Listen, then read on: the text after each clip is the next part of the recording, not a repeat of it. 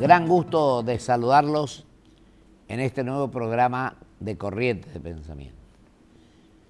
Teniendo en cuenta la serie de situaciones de violencia, incluso la visita del Santo Padre a Brasil, tengo hoy el gusto de que esté con nosotros en Corrientes de Pensamiento un querido amigo. Ya ha venido varias veces, un hombre joven que ha trabajado intensamente desde muy joven por la Gaceta de Tucumán, que es su diario. Fue presidente de la Asociación de Diarios me confundió el subconsciente, dije ADIRA, Asociación de Entidades Periodísticas Argentinas, ADEPA. Es presidente de la Comisión de Libertad de Expresión, o de prensa, mejor dicho, de esta institución, y además es vicepresidente de la SIP, Sociedad Interamericana de Prensa. Me refiero a mi querido amigo el doctor Daniel Desseny, a quien tengo el gusto de darle la bienvenida y decirle que hay varios temas, me parece, Daniel, que tenemos que abordar en el día de la fecha. Libertad de prensa, humildad del Santo Padre, diálogo con los periodistas abiertamente, sin ninguna restricción, y también un poco la violencia de estos días o de hace varios meses que está ocurriendo. Así que te agradezco mucho tu presencia, Daniel. Bueno, muchas gracias por la invitación. Y es cierto, se está generando cierto contraste entre la tensión en la que está envuelta la Argentina en los últimos tiempos con la distensión que ha introducido este nuevo Papa, que sigue sorprendiendo al mundo con sus gestos y con el horizonte oxigenado que le está marcando a una iglesia que evidentemente necesitaba un cambio, ¿no? Así que su presencia en América Latina es un motivo de alborozo para Brasil y para los latinoamericanos en general, y con un Papa que siempre ha tenido muy buena relación con la prensa, las anécdotas que están saliendo a la luz sobre el viaje con los periodistas. ¿Viste? Viajó con los periodistas, acompañado por los periodistas.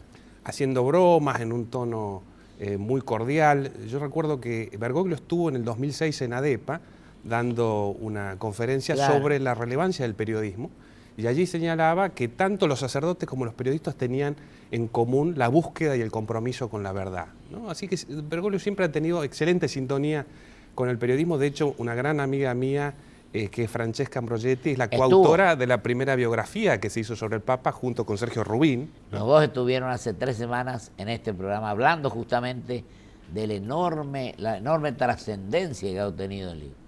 Francesca llegaba el día anterior del exterior y trajo un libro, bueno, en español, otro en portugués y otro creo que en francés, pero ha tenido, dice, una difusión enorme este libro. Bueno, yo recuerdo, ese libro se publicó originalmente en el 2010, cuando Bergoglio era cardenal. Claro. En ese momento le hice una entrevista a Francesca sobre ese libro, vendió 3.800 ejemplares en ese entonces, en parte por la disputa que había con el kirchnerismo, ¿no? Los problemas con el Te-Deum, con Néstor Kirchner, con Cristina y demás. Y el Bergoglio le decía a Francesca y a Sergio, ¿a quién le va a interesar este libro? Cuando me enteré del anuncio de la asunción de la designación del nuevo Papa, inmediatamente pensé en ella, la fui a visitar, había recibido en ese día 371 llamadas de periodistas de todo el mundo, desde el New York Times hasta Japón, Italia, etcétera, etcétera. Y es un libro cuyas reediciones se están multiplicando y traducciones al infinito, y que apunta a vender millones de ejemplares, ¿no? Millones de ejemplares. Y sabe una cosa, Daniel, ellos nos contaban ese día, bueno, yo tengo una gran amistad me contaba cuando los que les costó que accediera a hacer este libro, Bergoglio, me han entregado todos los papeles y bueno, acá tienen toda la documentación, hagan ustedes lo que les parezca. Y otra cosa de lo que vos decías, el diálogo con los periodistas, hablar así de igual a igual, contestar todo lo que se le pregunta, y lo otro es su coherencia. Creo que es un elemento fundamental para la dirigencia, para los seres humanos en general, ¿no? No solamente en la actividad periodística, en la actividad política, en la actividad empresaria, en la actividad sindical, en todo. Y bueno, y en lo que tiene casi el cardenal, el entonces cardenal adoptaba la misma actitud que ahora la adopta como Santo Padre, ¿no? Nunca cambió su humildad, su diálogo, su postura, cómo ve a la gente, el defender a los que menos tienen. Y no es un acto de demagogia, porque incluso te dice, esto yo no lo hago sino que lo hago porque lo siento. Así que esto es fundamental. ¿Qué te parece a vos ese tema? Sin duda, ya en ese libro ya se marcaban esos gestos de simplicidad, de humildad, de austeridad, que siempre marcaron la vida de Bergoglio. También era un hombre, como bien decís, muy parco en conceder entrevistas, Sí. en todo lo que tuviera que ver con el exhibicionismo o el exceso de protagonismo. La ostentación jamás. Siempre fue un hombre muy medido, sin duda, y muy preocupado por las cuestiones sociales, por un lado, ¿no? Toda su acción en las villas miserias, toda su acción por los pobres y por las cuestiones institucionales. Sí, sí. Y esa preocupación generó roces en su momento con el gobierno, ¿no es cierto? Y la apertura tremenda, es decir, la falta de querer que los custodios lo organicen. Vos viste que ayer cómo bajó el papamóvil, cómo se entregó con la gente, cómo dialogó con los más humildes, con los no humildes, con todos sin distinción. Y creo que esta es una cuestión fundamental, Daniel, querido, sobre todo esta palabrita tan importante que es defender la libertad. Y la libertad de pensamiento con más razón. Ahora, ¿cómo estás viendo en este momento? Hay un tema vital para mí en esta cuestión, que yo lo quería mantener en este programa, vos que sos un hombre joven, la relación del Santo Padre con lo que vino a hacer a Brasil en el diálogo con la juventud. Entonces, pero primero tenemos unos minutos, así que quiero preguntar cómo estás viendo la libertad de prensa en el país en este momento y en el mundo, porque estás en la CIP de alguna manera. Bueno, la Argentina integra el lote de países preocupantes dentro de América Latina en este momento, ¿no? Normalmente ese lote está encabezado por Cuba, donde la libertad de expresión directamente no existe, y otros países con democracias devaluadas, con instituciones que han sido muy dañadas, como son Ecuador, como son Venezuela, Nicaragua, Bolivia. Y lamentablemente en los últimos años ha habido ciertas actitudes, ciertas medidas, ciertos proyectos, ciertas leyes, ciertas cuestiones que tienen que ver con la gestión gubernamental que han dañado esa libertad específica que está tan vinculada con la democracia y que ha hecho que Argentina se acerque cada vez más a este lote de países preocupantes.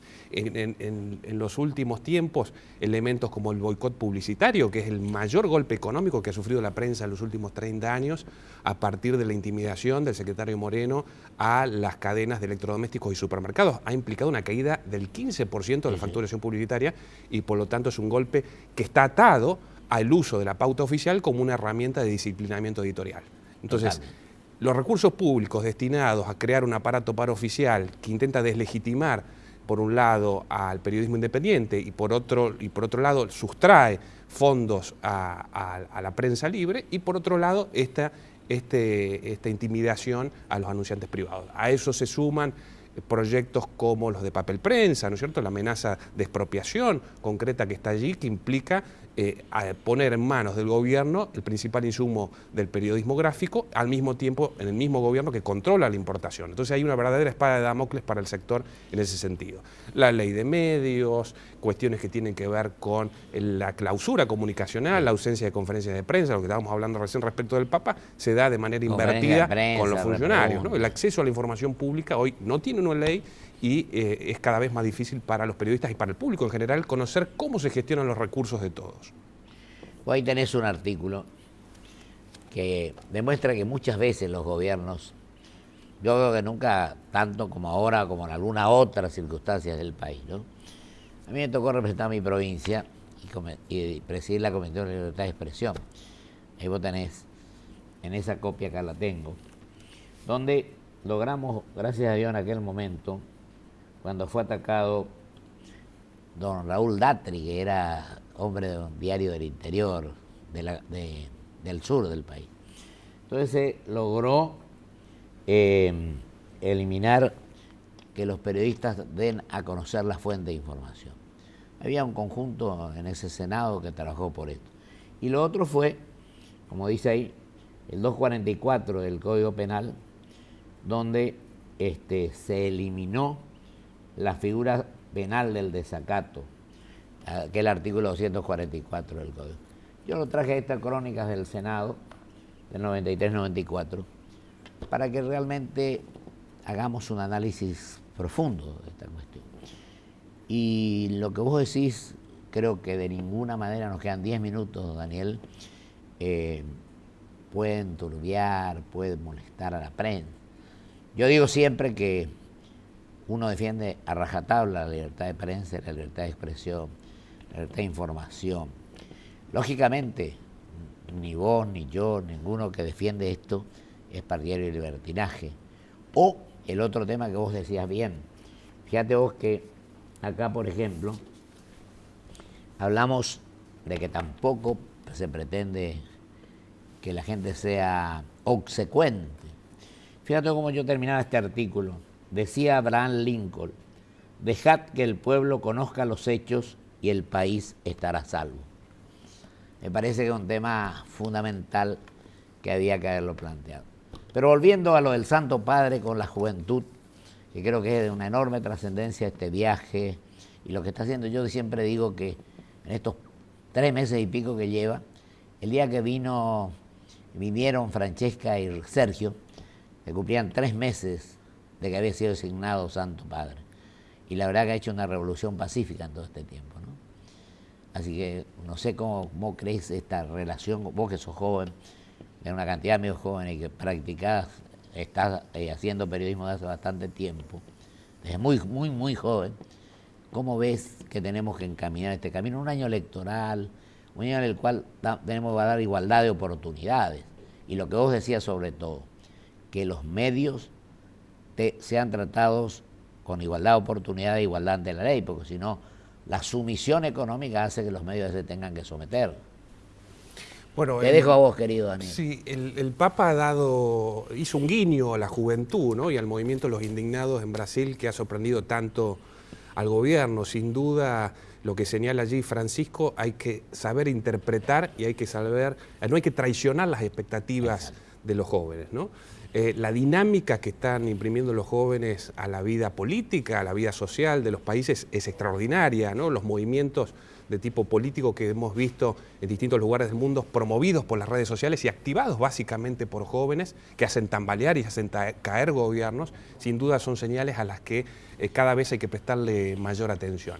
Y sin duda una de las demandas básicas de la juventud siempre ha sido y sigue siendo la demanda por la libertad, ¿no? Y particularmente por la libertad de expresión, entendiendo que sobre esa libertad se apoyan el resto de las libertades. Total. Y que es esencial. Yo digo siempre que es la madre de todas las libertades. Es la madre de la libertad, es porque no se puede, sin esa libertad, conocer cómo se gestionan los recursos públicos y participar activamente y nutrir al sistema democrático, ¿no? Es el contrapeso necesario para que la gestión de nuestros gobernantes pueda, de alguna manera, tener la transparencia, ¿no es cierto?, y el contralor necesario para que funcione de manera adecuada. Con lo cual, lo de la libertad de expresión, sin duda, es algo central, es algo que hay que cuidar particularmente. Recién mencionabas lo del desacato, lo de la preservación de las fuentes de información. Son 2 pilares básicos sobre los que apoya la libertad de expresión.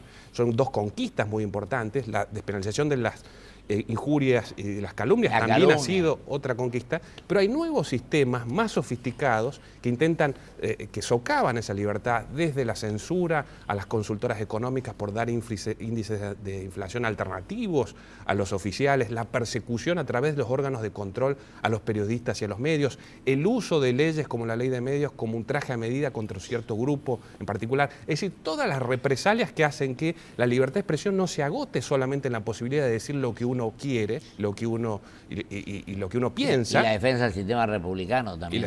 Sin duda, lo de la reforma judicial está íntimamente atada a los ataques a la libertad de expresión. Entonces, la forma de medirla también pasa por el acceso a la información pública y por el nivel de represalias que un gobierno o cualquier sector aplica contra aquellos que dicen lo que piensan y pretenden opinar libremente. En fin, los que dicen lo que piensan y piensan lo que dicen. Yo acá lo anoté porque acá también está en juego que hay 1 millón, creo que en nuestro país hay 1.400.000 jóvenes que no estudian ni trabajan. Otro grave problema que el Papa lo ha planteado también. Y acá textualmente lo que decía el Papa. Leí que hay un alto porcentaje de jóvenes sin trabajo. Corremos el riesgo de una generación sin trabajo y el trabajo da el pan y dignidad. Pero en el mundo, no digo solamente acá, aclaro. Los jóvenes son el futuro de un pueblo, afirmó el Santo Padre. Aunque enseguida aclaró que también lo son los ancianos. Un pueblo tiene futuro si va con los 2 extremos, Los jóvenes que tienen la fuerza y los ancianos que tienen sabiduría, subrayó. Hacemos una injusticia con los ancianos y los dejamos de lado como si no tuvieran nada para darnos. Hay que cortar la costumbre del descarte, pidió a llamar a una cultura de inclusión en el encuentro. Y dice acá también, y esto te dejo después que vos te explayes, Cristo tiene confianza en los jóvenes y les confía el futuro de su propia misión. Vayan y hagan discípulos, recordó el ex-obispo de Buenos Aires, Jorge Bergoglio, citando el lema de la Jornada Mundial de la Juventud. Vayan más allá de las fronteras de lo humanamente posible. Creen un mundo de hermanos y hermanas, pero también los jóvenes tienen confianza en Cristo, no tienen miedo de arriesgar con Él la única vida que tienen, porque saben que no serán defraudados, agregó. No sé qué te parece esta fantástica el análisis, la proyección. Te quedan unos minutos, así que te dejo que vos solamente te escuches y que te escuchen los televidentes. Bueno, Francisco señala allí los dos grandes grupos de excluidos dentro de las sociedades modernas en general, ¿no? Los mayores, cada vez más desatendidos, cada vez más fuera de los planes gubernamentales, cada vez más saqueados, ¿no? Los fondos jubilatorios. Exacto. Que son fuentes de predación para muchos gobiernos, y por otro lado los jóvenes a quienes no se les brindan las oportunidades adecuadas, que tienen sistemas educativos que no están conectados con el mercado, ¿no es cierto?, a quienes se pretendan engañar y que cada vez tienen más intolerancia a ese tipo de maniobras. Por lo cual hay que tener en cuenta que lo que los jóvenes no van a admitir es ser privados de la libertad en las comunicaciones, que es el ámbito natural por el que se mueven, que son los que están dinamizando las nuevas formas de contacto dentro de este mundo a través de las redes sociales, a través de Internet, de los nuevos soportes digitales. Así que es un sector al que hay que prestarle particularmente atención y que cada vez demanda más, sobre todo transparencia, sobre todo gobiernos que miren de frente y que rindan cuentas y que expresen cómo están manejando los recursos y en definitiva cómo están manejando su futuro. Creo que la sociedad, vos que sos un hombre joven, Daniel, tiene que exigirle a sus mandatarios, siempre lo digo acá y lo repito 1000 veces, que cumplan el rol para el que fueron electos. Porque en la campaña electoral prometen el oro y el moro, como se dice vulgarmente, y en la acción después no se cumplen los compromisos que se asumen ante la sociedad para obtener un voto más o un voto menos. ¿Vos creés que qué camino nos espera este año electoral?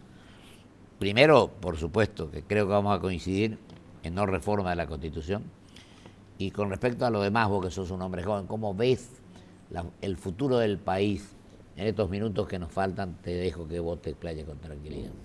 Bueno, sin duda es un momento de gran aceleración histórica. A partir de la definición de las candidaturas empieza una carrera hacia el primer hito, que será agosto con las PASO y finalmente con las elecciones generales. Todavía es temprano para hacer mediciones porque faltan posicionamientos respecto de ciertas cuestiones que tienen que ver con proyectos políticos, ¿no? Sobre todo esta gran sorpresa que es Massa, ¿no es cierto?, que en la medida que pasen las semanas empezará para buena parte del electorado a definirse dónde está parado. Hay otros que todavía tienen muy bajo nivel de conocimiento, como es su gran rival, que es Insaurralde, ¿no? Hay una gran fragmentación de la oposición, sobre todo en ciertos distritos como la capital, y habrá que ver qué va pasando allí a partir cuando la campaña empieza a recalentarse y los electores empiezan a acercarse a las fechas claves y a definir sus votos. Pero sin duda lo que hay es un cierto viento de cambio, una cierta idea que se está arraigando, creo yo, en la sociedad de una necesidad de alternancia, de nuevos proyectos, de oxigenación. Incluso también hay ciertos candidatos como el propio Massa que proponen preservar lo que se hizo y modificar aquellas cuestiones que merecen ser modificadas, como las que tienen que ver con la institucionalidad, empezar a cuidar aquello que se ha dañado en todo este tiempo, de modo que son propuestas equilibradas, propuestas con bastante razonabilidad y que apuntan a eliminar esa pendularidad característica de la Argentina, ¿no es cierto?, y de alguna manera a tratar de buscar rumbos más tranquilos, previsibles y ciertas políticas de Estado que marquen el destino al que la Argentina no debería haber renunciado nunca, ¿no? Te agradezco mucho, Daniel, pero antes de que te vayas, antes de que terminemos, te voy a preguntar, ¿vos no creés que la campaña tiene que ser con más profundidad en coincidencias programáticas o lo que pretendemos como proyecto de país, que buscar el voto más o el voto menos, y evitar la confrontación entre los distintos candidatos. Porque a veces creo que el debate civilizado, serio, coherente, se deja de lado para tratar a veces de desprestigiar al adversario. Y yo creo que hay que usar armas limpias y no buscar otra cuestión para que la gente, la sociedad, crea en la dirigencia. Yo creo que sí, yo creo que de algún modo el daño que se le ha generado a las instituciones y el rigor o la dureza del debate público hasta ahora lo que ha generado es cierta pedagogía. Ha hecho que valoremos y que conozcamos esas instituciones que desde el 83 no se valoraban demasiado, ¿no es cierto? Ha hecho que se valore y se demande cada vez más un debate racional, un debate en el que se intercambien ideas y no golpes, ¿no es cierto? Con lo cual creo yo que esa demanda está claramente instalada en la sociedad y que implica un paso hacia adelante. Cualquier propuesta que albergue, ¿no?, esas posiciones más moderadas, más equilibradas y más racionales para el futuro de la Argentina. Daniel, querido, te agradezco muchísimo y te deseo que sigas trabajando como hasta ahora y te felicito por lo que haces. Muchas gracias a vos. Muy amable. Vamos a un corte y vuelvo con mis conclusiones.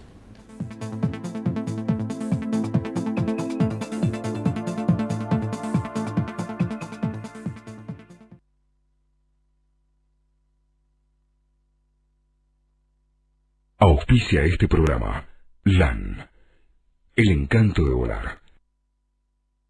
Grupo Petersen, desde 1920, construyendo el país. Tenga el tamaño que tenga, olvídate del granizo. Provincia Seguros te ofrece cobertura contra granizo sin franquicia y sin costo adicional. Elegí el mejor seguro para tu auto. Llama al 0810-222-2444. Consulta con tu asesor de seguros o en nuestras sucursales. Provincia Seguros, una empresa del Grupo Provincia. Cumplimos 15 años y lo celebramos inaugurando la nueva Terminal B de Ezeiza, con una inversión de 570 millones de pesos. Aeropuertos Argentina 2000. Soñamos con vos. BBVA Francés. Por un futuro mejor, siempre. Adelante. Porque lo querés de verdad, lo cuidas mucho y tratás de que no le pase absolutamente nada. Pero él ya está grande y es hora de que tenga su propio auto.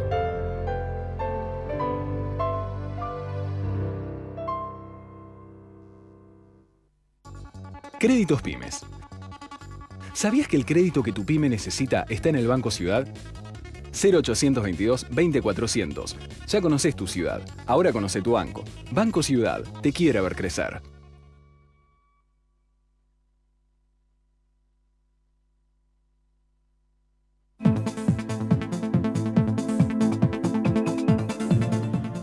La verdad que me siento reconfortado cuando veo a un hombre joven que trabaja, que estudia y que asume responsabilidades.